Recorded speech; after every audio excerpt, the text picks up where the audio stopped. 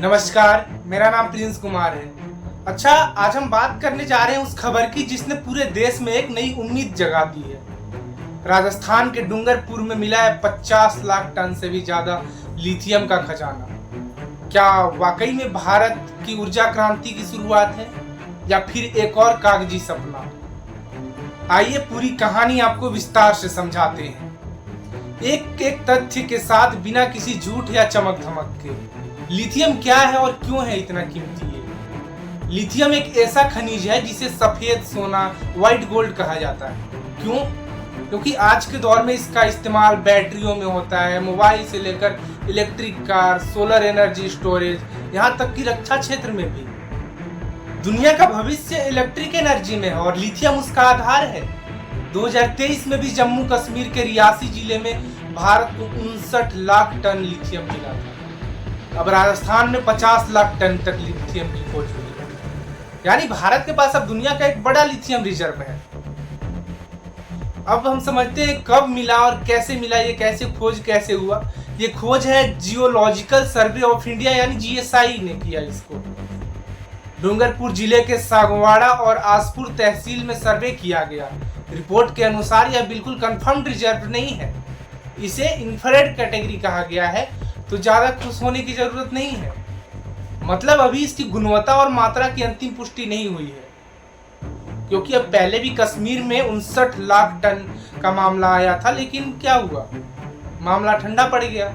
लेकिन एक संकेत जरूर है, बहुत बड़ा संकेत है कि भारत खुद को लिथियम के लिए आत्मनिर्भर बना सकता है। अब तक क्या हुआ भारत में लिथियम को लेकर, देखते हैं, जरा इतिहास देखते हैं इसका। फरवरी 2023 में जम्मू कश्मीर में 59 लाख टन लिथियम की घोषणा हुई, मतलब यहाँ पे 59 लाख टन लिथियम है। कर्नाटक में भी लिथियम होने की संभावना जताई गई थी, लेकिन क्या हुआ, कोई उत्पादन शुरू नहीं हुआ, कोई रिफाइनरी नहीं लगी, निजी कंपनियों ने घुसपैठ शुरू कर दी और धीरे धीरे मुद्दा मीडिया से गायब हो गया। यानी केवल घोषणा हुई, लेकिन नीति और इरादा कमजोर रहा।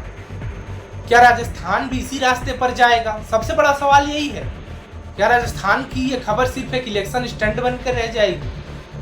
सरकार की जिम्मेदारी है कि तुरंत इसकी गुणवत्ता और मात्रा की पुष्टि करवाए, विदेशी कंपनियों की लूट से बचाने के लिए कड़ा कानून बनाए, भारत में ही रिफाइनरी सेटअप हो ताकि वैल्यू एडिशन देश में ही हो, इस क्षेत्र के स्थानीय युवाओं को नौकरी और प्रशिक्षण मिले।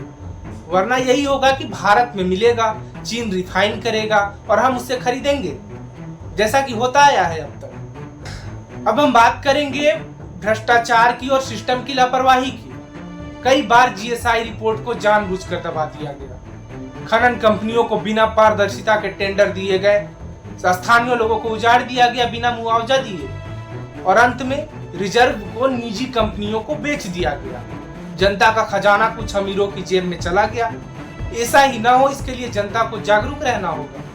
अगर सच में भारत चाहता है कि लिथियम के मामले में आत्मनिर्भर बढ़ाए या बना रहे, तो उसे क्या करना होगा, एक स्पेशल लिथियम डेवलपमेंट अथॉरिटी बनाई जाए। खनन से लेकर बैटरी प्रोडक्शन तक पूरी चेन भारत में हो, उसके लिए प्रशिक्षण दिया जाए। झारखंड, उड़ीसा, छत्तीसगढ़ राज्यों को शामिल किया जाए, क्योंकि वहाँ स्किल्ड मजदूर, जमीन और संसाधन मौजूद है। और सबसे अहम, इस पर राजनीति नहीं, नीति बनानी चाहिए। Nation first. कब तक अपना अपना जेब भरते रहोगे आप लोग? इसमें जनता की भूमिका क्या होनी चाहिए? आप सोच रहे होंगे हम जनता क्या कर सकते हैं। बहुत कुछ कर सकते हैं। इस मुद्दे पर सवाल उठाइए, इसे ठंडा मत होने दीजिए। लोकल लीडर से मांग कीजिए कि ये प्रोजेक्ट आपकी जमीन पर आ रहा है तो आपके बच्चे को नौकरी मिले। सोशल मीडिया पे बात करिए ताकि ये खबर खो ना जाए, ये सबसे जरूरी चीज है।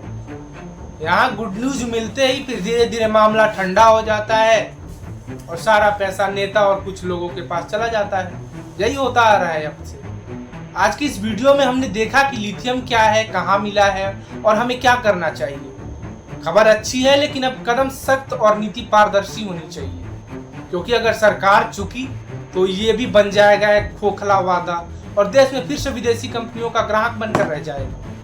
इस वीडियो को ज़्यादा से ज़्यादा शेयर कीजिए, नीचे कमेंट कीजिए आपकी राय क्या है, क्या सुधार किया जाता है, इसमें किया जा सकता है क्या सुधार, और क्या आप मानते हैं कि सरकार वाकई इसे गंभीरता से ले रही है? या फिर ये बस एक चुनावी जुमला है? आप जो भी मन में सोचते हैं कमेंट कीजिए। धन्यवाद।